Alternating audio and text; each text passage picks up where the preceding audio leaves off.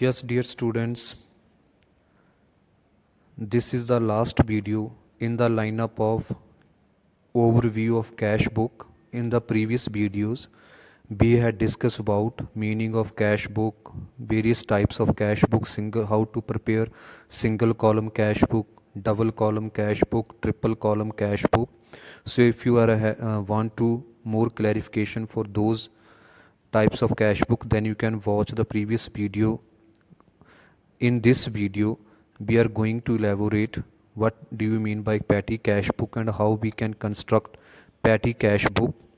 सो petty cash book basically prepare की जाती है उन छोटे मोटे एक्सपेंसेस के लिए जो डेली रूटीन में बिजनेस में होते रहते हैं, उनको मैनेज करना ज़रूरी है.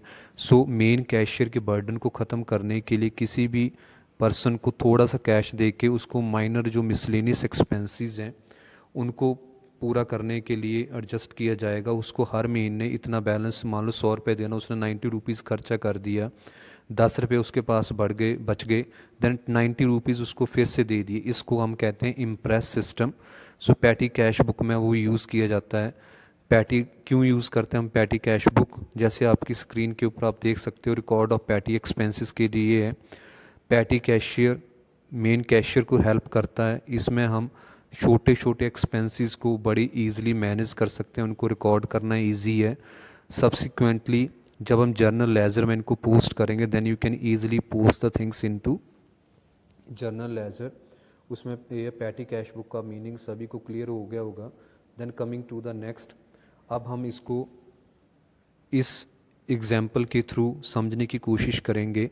सो आपके पास एग्जाम्पल नंबर 12 है, that I will take from SP Jain book of financial accounting. So prepare column or petty cash book on Impress system from the following particulars and post it into a ledger. So आपके पास transactions given है, received for petty cash payments, अलग अलग छोटे मोटे expenses given है. अब इन चीज़ों को हम कैसे रिकॉर्ड करेंगे? Then we shuffle between 2 slides. ये इसका सोल्यूशन है. देन इस तरीके आप देख सकते हो कि हम किस तरीके से कॉलम और पैटी कैश बुक प्रिपेयर करते हैं. पहले आपके पास कैश रिसीव्ड है, कॉलम में फिर आपके पास डेट आएगा, फिर पर्टिकुलर हैं, टोटल पेमेंट्स हैं. अब जो ये एग्रीगेट पेमेंट है, उसके बाद आप जो एक्सपेंडिचर आपके क्वेश्चन में मैक्सिमम रिपीट होते हैं उनको आप, जैसे पोस्टेज एंड टेलीग्राम है, कार्टेज है, प्रिंटिंग एडवर्टीजमेंट है, ट्रैवलिंग एक्सपेंसेस है, बेसिस है, स्टेशनरी है, सन्ड्रीज हैं, इस तरीके से आप उनको सॉल्व करोगे. जैसे आपके पास पहले से 2 कैश, कितना बैलेंस आपके पास, ये 1000 बैलेंस है, तो आप क्या करोगे, 2 कैश इधर लिख दिया. अब पर्टिकुलर आपके पास एक है टूर बाई के लिए पेमेंट, उसके बाद Jan 2 को पोस्टेज कितनी पे करी है आपने, पेड फॉर पोस्टेज 80 रुपीज़ है, ये आपके पास है. देन बाय पोस्ट 80 लिखा, पोस्टेज कॉलम में 80 हमने शो कर दिया. देन स्टेशनरी है 50 रुपीज़ की, स्टेशनरी कॉलम हमने बनाया है, ये स्टेशनरी यहाँ शो कर दिया हमने 50. देन एडवर्टीज़मेंट है 100 है, यहाँ टोटल में लिखा. टोटल के बाद हमने अगेन उसको प्रिंटिंग एंड स्टेशनरी में ये 100 लिख दिया. ऐसे आप अलग अलग लिखते जाओगे. जब आपने ये सारे एक्सपेंसेस लिख लिए, उसके बाद इनका टोटल करोगे, टोटल आ गया आपके पास 670 आ गया. और ये बाकी टोटल कर लो तो आपका ये टोटल 670 और ये जो सारे टोटल हैं ये बराबर होने चाहिए. तो Jan 30 को जब आप बैलेंस करोगे, 670 आपके पास खर्चा हो गया, कितना बच गया, 1000 में से 670 पे लेस कर दिए, कितना बच गया, 330. सो ये आपके पास स्टेटमेंट थे, एक्सपेंडिचर थे जो हमने इस सोल्यूशन में शो किए हैं. अब आप क्या करोगे, 2 बैलेंस ब्रॉड डाउन, पिछले महीने का बैलेंस 330 रुपये आपके पास थे, आपको कितना और मिल गया, 670 आपके पास कैश काउंट आ गया. सो इस तरीके से हम petty column cash book prepare करते हैं, जो जस्ट लाइक के एंसिलरी है या एक्सपोर्टिंग डॉक्यूमेंट है, जो मेन कैशियर के लिए स्मॉल एक्सपेंसेस को मैनेज करना इजी हो जाता है, उसको एडजस्ट कर सकते हैं. अब in the first video I promise to you all, we discuss the important points which we have to keep in mind regarding cash book. Then what these are important points. So let me elaborate this. So what are the important points? कौन से हैं वो? So points you have to remember so points क्या हैं आपके पास?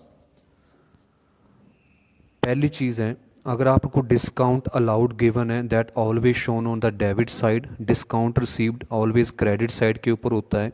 दूसरा point, when cheques are received from customer and deposit on the same day, they are shown on bank column of cash book if they are sent to the bank on a later date। मान लो आज receive किया उसको 24 घंटे के बाद या 2 या 3 दिन के बाद बैंक में डिपॉजिट करवाया, देन जिस दिन आपने चेक रिसीव किया उस दिन को उसको कैश में एंट्री डालोगे। जिस दिन आपने बैंक में डिपॉजिट करवाया later then on the same day, then उसकी आप कॉन्ट्रा एंट्री डालोगे।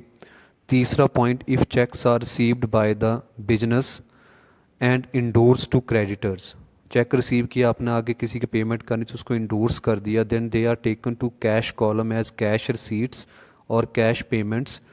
Fourth column, for contra entry no posting in ledger, ledger में हम कोई भी पोस्टिंग नहीं करते हैं। These entries are indicated by a sign C in folio column, ledger folio हम शो करते हैं।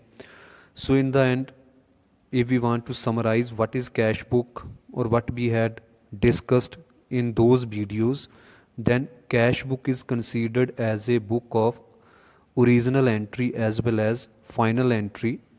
It serves dual role of a ledger as well as journal. Cash book always shows debit balance. Only cash transactions are recorded into cash book. So cash book is the substitutes for cash count. Cash book consists both cash account as well as bank account.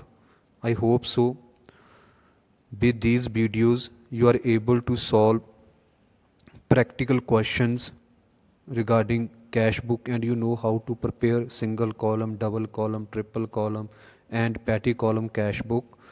Thank you.